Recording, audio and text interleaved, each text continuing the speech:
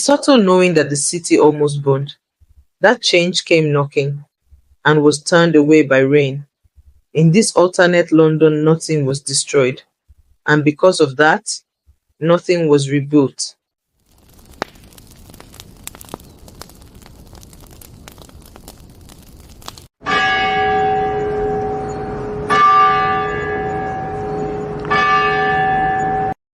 Welcome to Omar's Story Nook, where history gets spicy, legends get a remix, and imagination runs wild. Every tale you hear is a whisper of Omar, echoing across time, truth, and shadow.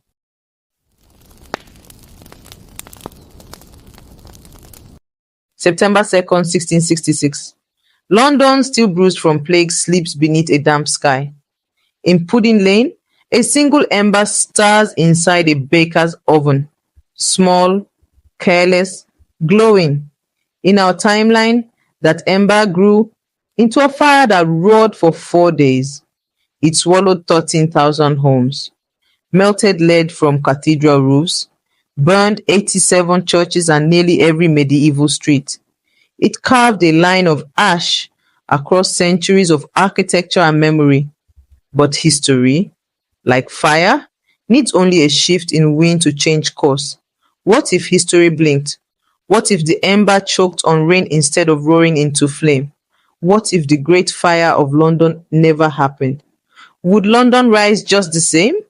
Would progress still burn its way into the skyline? Or would the city remain tangled in its medieval roots, heavy with the weight of what never changed? This is the tale of the city that never burned, a London that escaped the flame, only to be held hostage by its shadow. Where cobblestones remember, rain saves, and sometimes survival costs more than destruction. It begins with a shout. A lone watchman on night patrol, boots slick with London mud, sees a wisp of smoke calling out of Thomas Farina's bakery on Pudding Lane. His voice cuts through the silence. Fire! Fire! But this time, unlike in our world, someone listens. A nearby fishmonger jerks awake. A neighbor throws open her shutters. Rain, blessed, unexpected, drizzles harder now.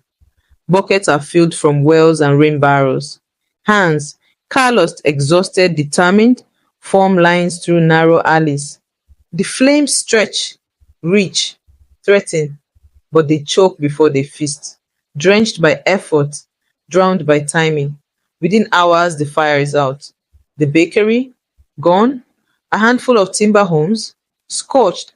But London stands. There are no rivers of flame down Watling Street. No clouds of smoke blotting out the sun. St. Paul's Cathedral holds its ancient bones intact. The medieval Guildhall remains proud and unburnt. The chapel bells ring in gratitude instead of mourning. The people celebrate. They speak of divine mercy, of a city saved not by strategy, but by sheer luck. Children splash in the puddles where ash should have fallen, and the mayor, rather than fleeing in panic, simply returns to bed. But history hides in layers, and in this version, London's sigh of relief becomes something else entirely. There is no fire to clear the crowded slums, no ashes to sweep away centuries of clutter, no blank slate. Instead, timber homes, already aged, already dry, are patched with new planks. The crooked alleys of Cheapside remain untouched, winding like veins through the city's chest. Markets crowd the same aging squares. Carts rattle over cobblestones laid centuries before. And yet, life moves on. Merchants set up stalls. Chimneys resume their smoky breath. The bells of Blackfriars toll on schedule, as if nothing ever came close. But something lingers. Not a scar, but a shadow. A subtle knowing that the city almost burned. That change came knocking and was turned away by rain. In this alternate London, nothing was destroyed. And because of that, nothing was rebuilt.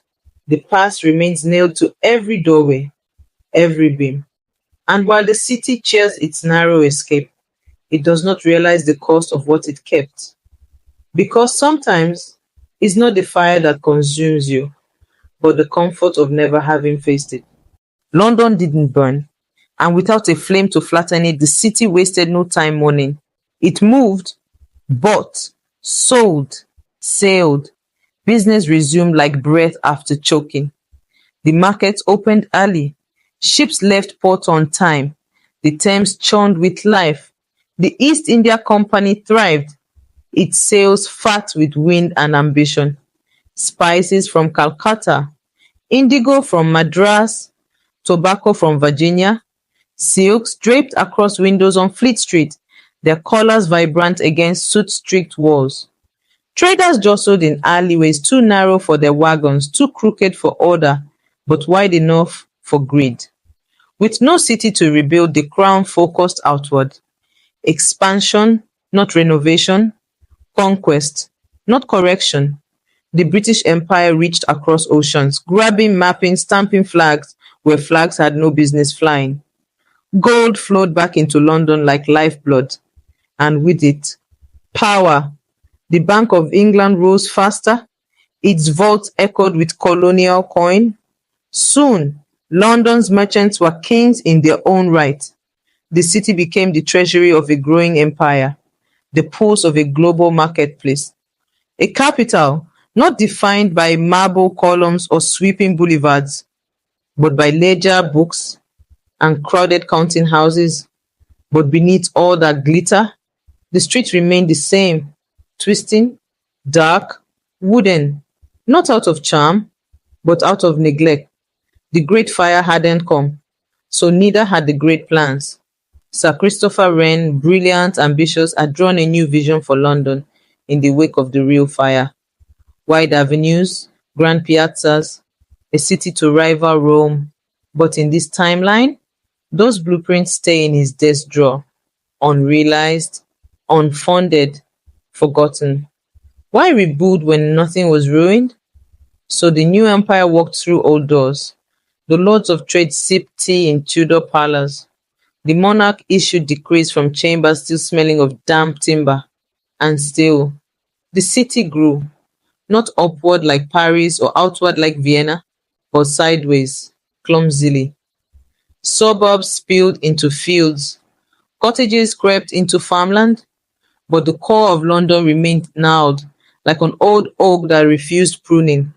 It creaked beneath the weight of prosperity. The alleyways were not wide enough for progress, but they were familiar. And familiarity became a kind of faith, a city blessed by survival, but burdened by everything it didn't become.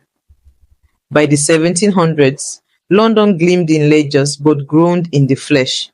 It had grown too fast, not like a symphony, but like a stampede. The alleyways sped by fire became arteries of chaos. Each timber house now creaked with three families instead of one. Shadows stretched longer between leaning buildings that had never known renovation. Only patchwork, only prayer. The air itself rebelled. Coal dust clung to the lungs like punishment. Chimneys coughed black smoke from every roof, staining the sky with a permanent bruise.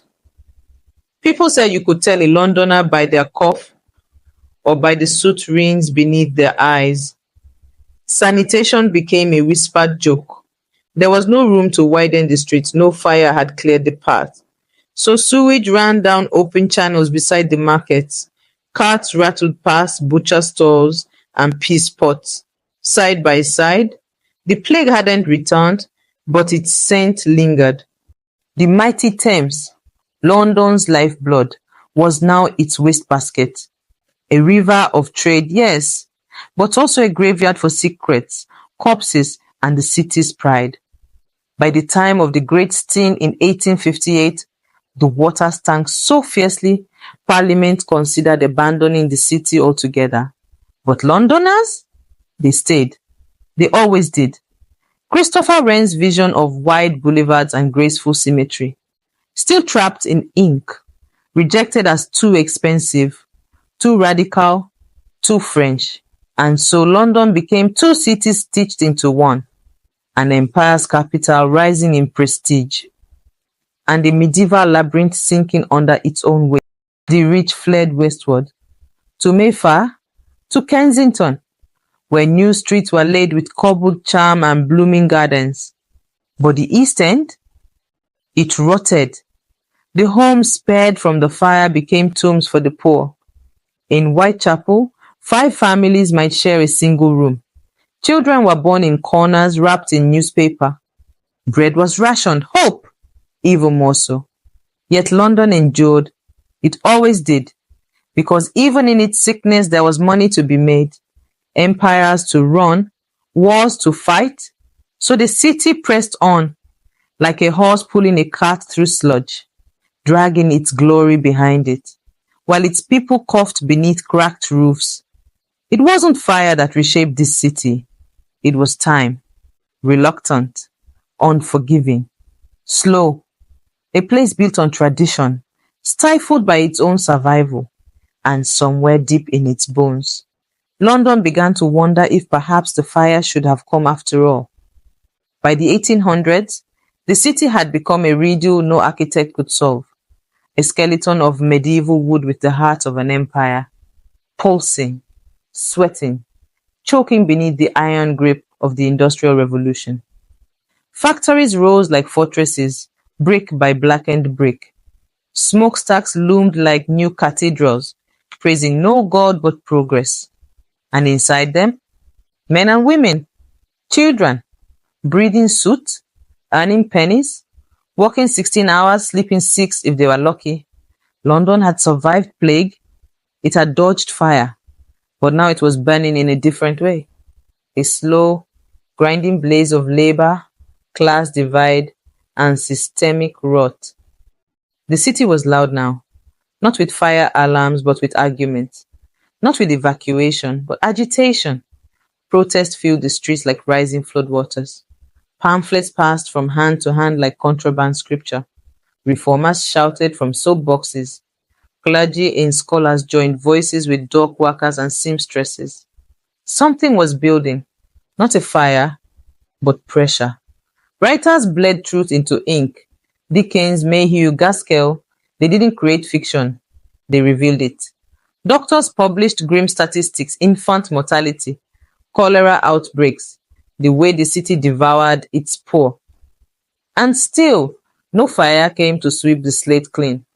Only bureaucracy, only debate, only slow, painful inches toward change. Parliament resisted.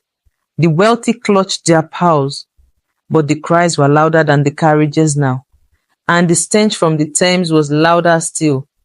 It was not mercy that brought reform, but misery.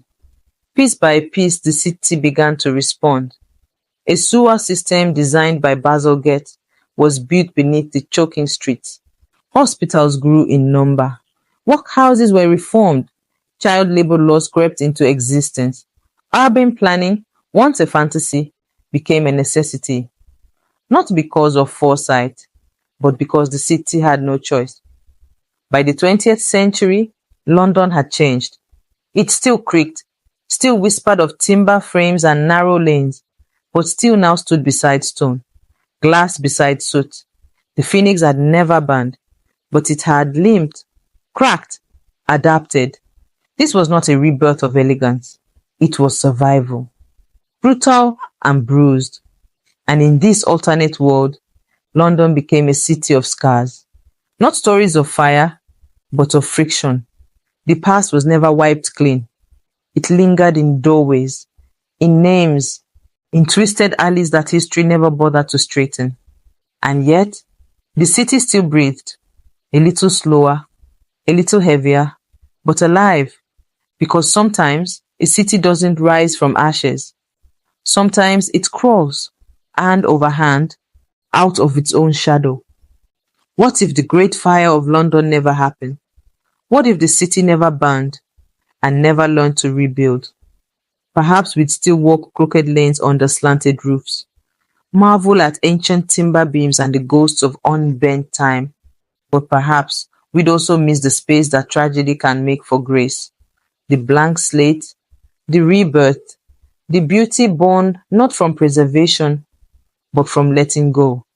Not every survival is a victory, and not every fire is a cause.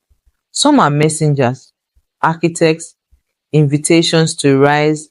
Some cities are built by builders, others by fire. Until the next whisper of Omar, stay listening. What if the Great Fire of London never happened? The city that grew without burning.